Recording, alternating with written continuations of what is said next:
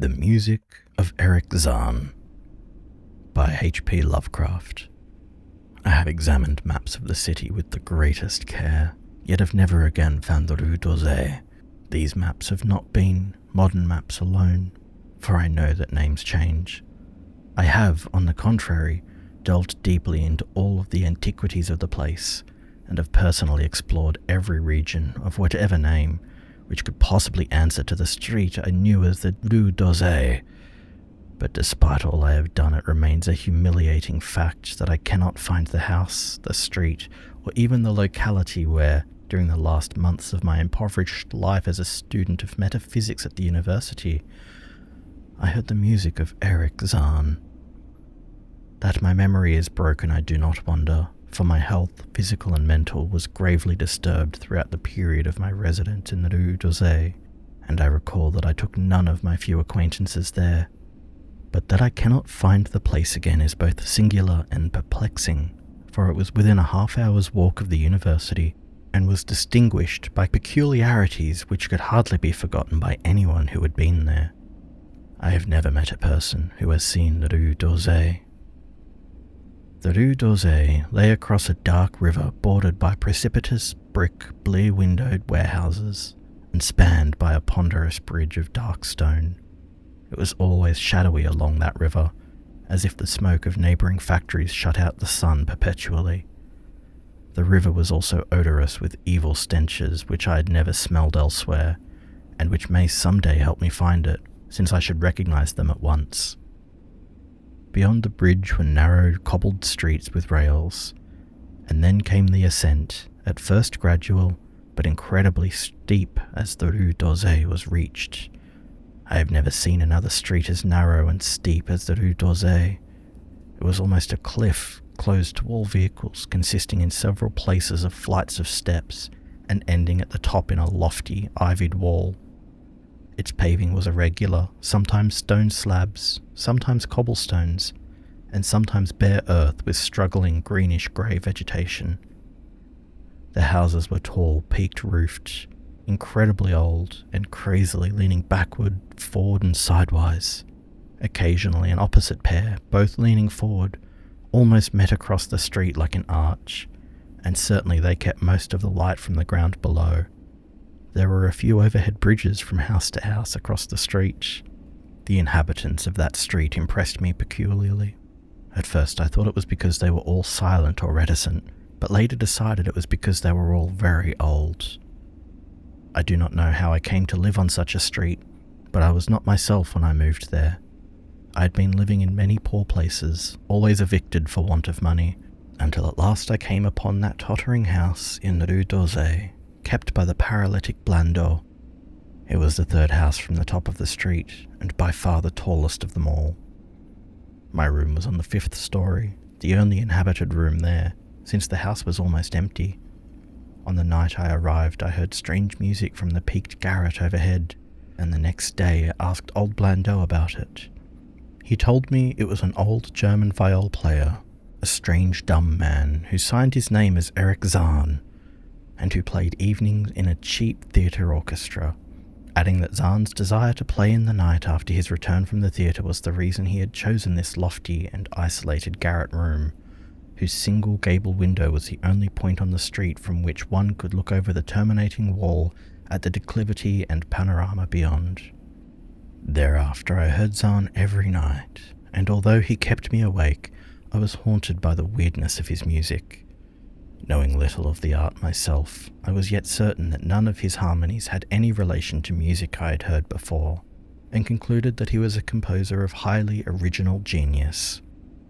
The longer I listened, the more I was fascinated, until after a week I resolved to make the old man's acquaintance.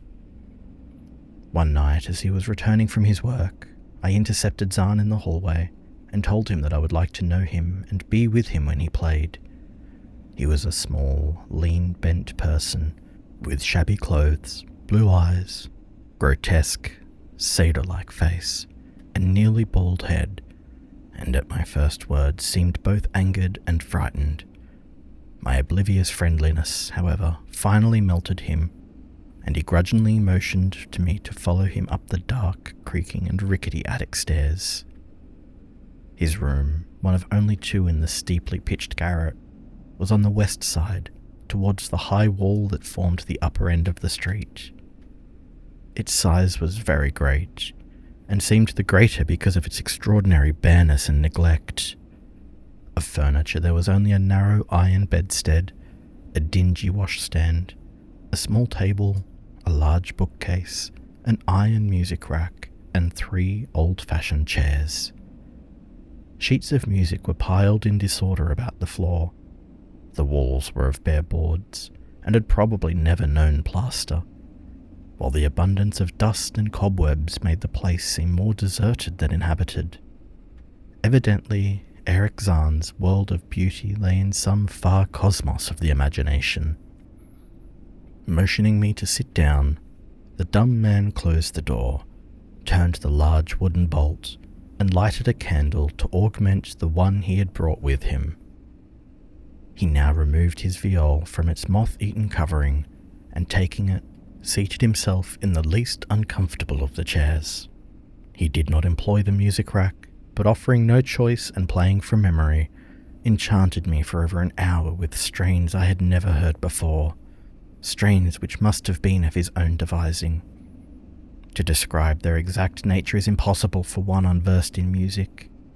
They were a kind of fugue with recurrent passages of the most captivating quality, but to me were notable for the absence of any of the weird notes I had overheard from my room below on other occasions.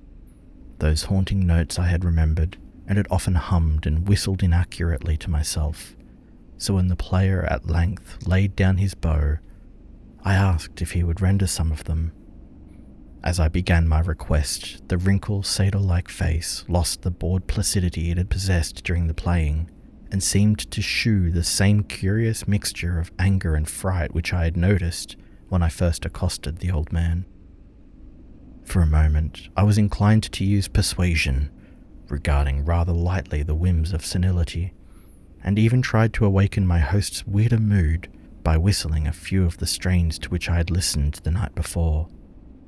But I did not pursue this course for more than a moment, for when the dumb musician recognized the whistled air, his face grew suddenly distorted with an expression wholly beyond analysis, and his long, cold, bony right hand reached out to stop my mouth and silence the crude imitation. As he did this, he further demonstrated his eccentricity by casting a startled glance towards the lone, curtained window, as if fearful of some intruder. A glance doubly absurd, since the garret stood high and inaccessible above all the adjacent roofs, this window being the only point on the steep street, as the concierge had told me, from which one could see over the wall at the summit. The old man's glance brought Blandot's remark to my mind, and with a certain capriciousness, I felt a wish to look out over the wide and dizzying panorama of moonlit roofs and city lights beyond the hilltop, which all of the dwellers in the Rue d'Orsay, only this crabbed man could see. I moved towards the window, and would have drawn aside the nondescript curtains, when with a frightened rage even greater than before, the dumb lodger was upon me again, this time motioning with his head toward the door as he nervously strove to drag me thither with both hands. Now thoroughly disgusted with my host, I ordered him to release me, and told him I would go at once. His clutch relaxed, and as he saw my disgust and offence, his own anger seemed to subside. He tightened his relaxing grip, but this time in a friendly manner, forcing me into a chair, and then with an appearance of wistfulness crossing to the littered table, where he wrote many words with a pencil in the laboured French of a foreigner. The note which he finally handed me was an appeal for tolerance and forgiveness. Zann said that he was old, lonely, and afflicted with strange fears and nervous disorders connected with his music and with other things. He'd enjoyed my listening to his music, and wished I would come again and not mind his eccentricities, but he could not play to another his weird harmonies, and could not bear hearing them from another, nor could he bear having anything in his room touched by another. He had not known until our hallway conversation that I could overhear his playing in my room, and now asked me if I would arrange with Blandot to take a lower room where I could not hear him in the night. He would, he wrote, defray the difference in rent. As I sat deciphering the execrable French, I felt more lenient toward the old man. He was a victim of physical and nervous suffering, as was I, and my metaphysical studies had taught me kindness. In the silence, there came a slight sound from the window. The shutter must have rattled in the night wind, and for some reason I started almost as violently as did Erich Zann. So when I had finished reading, I shook my host by the hand and departed as a friend. The next day, Blondeau gave me a more expensive room on the 3rd floor, between the apartments of an aged moneylender and the room of a respectable upholsterer. There was no one on the 4th floor. It was not long before I found that Zann's eagerness for my company was not as great as it had seemed while he was persuading me to move down from the 5th story. He did not ask me to call on him, and when I did call, he appeared uneasy and played listlessly. This was always at night. In the day he slept and would admit no one. My liking for him did not grow, though the attic room and the weird music seemed to hold an odd fascination for me. I had a curious desire to look out of that window, over the wall and down the unseen slope at the glittering roofs and spires which must lie outspread there. Once I went up to the garret during theatre hours, when Zann was away, but the door was locked. What I did succeed in doing was to overhear the nocturnal playing of the dumb old man. At first I would tiptoe up to my old 5th floor. Then I grew bold enough to climb the last creaking staircase to the peaked garret. There in the narrow hall, outside the bolted door with the covered keyhole, I often heard sounds which filled me with an indefinable dread. The dread of vague wonder and brooding mystery. It was not that the sounds were hideous, for they were not, but that they held vibrations suggesting nothing on this globe of earth, and that at certain intervals they assumed a symphonic quality which I could hardly conceive as produced by one player. Certainly, Erich Zann was a genius of wild power. As the weeks passed, the playing grew wilder, whilst the old musician acquired an increasing haggardness and furtiveness pitiful to behold. He now refused to admit me at any time, and shunned me whenever we met on the stairs. Then one night, as I listened at the door, I heard the shrieking viol swell into a chaotic babble of sound, a pandemonium which would have led me to doubt my own shaking sanity had there not come from behind that barred portal a piteous proof that the horror was real. The awful, inarticulate cry which only a mute can utter, and which rises only in moments of the most terrible fear or anguish. I knocked repeatedly at the door, but received no response.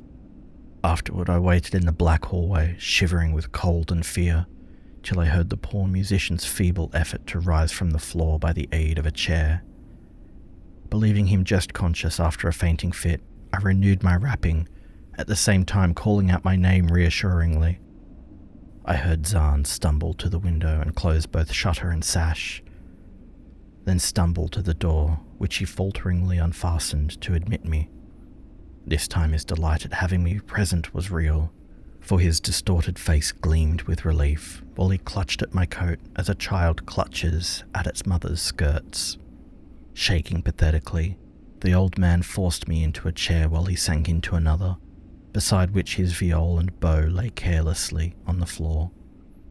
He sat for some time inactive, nodding oddly, but having a paradoxical suggestion of intense and frightened listening. Subsequently, he seemed to be satisfied, and crossing to a chair by the table wrote a brief note, handed it to me, and returned to the table, where he began to write rapidly and incessantly. The note implored me in the name of mercy, and for the sake of my own curiosity, to wait where I was while he prepared a full account in German of all the marvels and terrors which beset him. I waited, and the dumb man's pencil flew. It was perhaps an hour later, while I still waited, and while the old musician's feverishly written sheet still continued to pile up, that I saw Zann start as if from the hint of a horrible shock. Unmistakably, he was looking at the curtained window and listening shudderingly. Then I half fancied I heard a sound myself, though it was not a horrible sound, but rather an exquisitely low and infinitely distant musical note, suggesting a player in one of the neighbouring houses or in some abode beyond the lofty wall over which I had never been able to look. Upon Zann, the effect was terrible, for dropping his pencil suddenly he rose, seized his viol, and commenced to rend the night with the wildest playing I had ever heard from his bow, save when listening at the barred door. It would be useless to describe the playing of Erich Zann on that dreadful night. It was more horrible than anything I had overheard, because I could now see the expression of his face, and could realize that this time the motive was stark fear. He was trying to make a noise, to ward something off or drown something out. What, I could not imagine, awesome though I felt it must be. The playing grew fantastic, delirious and hysterical, yet kept to the last the qualities of supreme genius which I knew this strange old man possessed. I recognized the air. It was a wild Hungarian dance popular in the theatres, and I reflected for a moment that this was the first time I had ever heard Zann play the work of another composer. Louder and louder, wilder and wilder, mounted the shrieking and whining of that desperate viol. The player was dripping with an uncanny perspiration and twisted like a monkey, always looking frantically at the curtained window. In his frenzied strains, I could almost see shadowy satyrs and bacchanals dancing and whirling insanely through seething abysses of clouds and smoke and lightning. And then I thought I heard a shriller, steadier note that was not from the viol, a calm, deliberate, purposeful mocking note from far away in the west. At this juncture, the shutter began to rattle in a howling night wind which had sprung up outside as if in answer to the mad playing within. Zann's screaming viol now outdid itself, emitting sounds that I had never thought a viol could emit. The shutter rattled more loudly, unfastened, and commenced slamming against the window.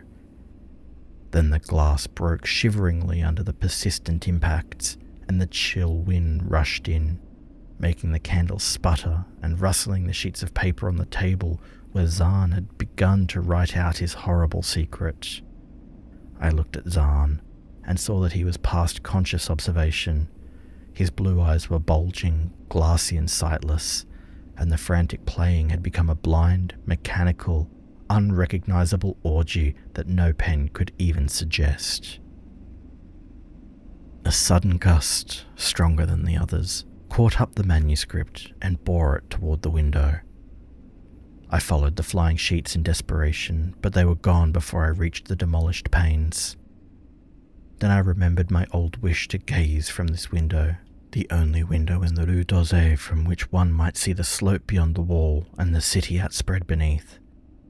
It was very dark, but the city's lights always burned, and I expected to see them there amidst the rain and wind. Yet when I looked from the highest of all gable windows, looked while the candles sputtered and the insane viol howled with the night wind, I saw no city spread below and no friendly lights gleaming from remembered streets, but only the blackness of space illimitable, unimagined space alive with motion and music, and having no semblance to anything on earth. And as I stood there looking in terror, the wind blew out both the candles in that ancient peaked garret, leaving me in savage and impenetrable darkness with chaos and pandemonium before me, and the demon madness of that night-baying viol behind me. I staggered back in the dark, without the means of striking a light, crashing against the table, overturning a chair, and finally groping my way to the place where the blackness screamed with shocking music. To save myself and Erich Zann I could at least try, whatever the powers opposed to me. Once I thought some chill thing brushed me, and I screamed, but my scream could not be heard above that hideous viol. Suddenly out of the blackness, that madly soaring bow struck me, and I knew I was close to the player. I felt ahead, touched the back of Zann's chair, and then found and shook his shoulder in an effort to bring him to his senses. He did not respond, and still the viol shrieked on without slackening. I moved my hand to his head, whose mechanical nodding I was able to stop, and shouted in his ear that we must both flee from the unknown things of the night. But he neither answered me nor abated the frenzy of the unutterable music, while all through the garret strange currents of wind seemed to dance in the darkness and babble. When my hand touched his ear, I shuddered, though I knew not why. Knew not why till I felt of the still face, the ice-cold, stiffened, unbreathing face whose glassy eyes bulged uselessly into the void. And then, by some miracle finding the door and the large wooden bolt, I plunged wildly away from that glassy-eyed thing in the dark, and from the ghoulish howling of that accursed viol, whose fury increased even as I plunged. Leaping, floating, flying down those endless stairs through the dark house, racing mindlessly out into the narrow, steep and ancient street of steps and tottering houses, clattering down steps and over cobbles to the lower streets and the putrid canyon-walled river, panting across the great dark bridge to that broader, healthier streets and boulevards we know. All these are terrible impressions that linger with me, and I recall that there was no wind, and that the moon was out, and that all the lights of the city twinkled. Despite my most careful searches and investigations, I have never since been able to find Rue d'Orsay, but I'm not wholly sorry, either for this or for the loss in undreamable abysses of the closely written sheets which alone could have explained the music of Erich Zann.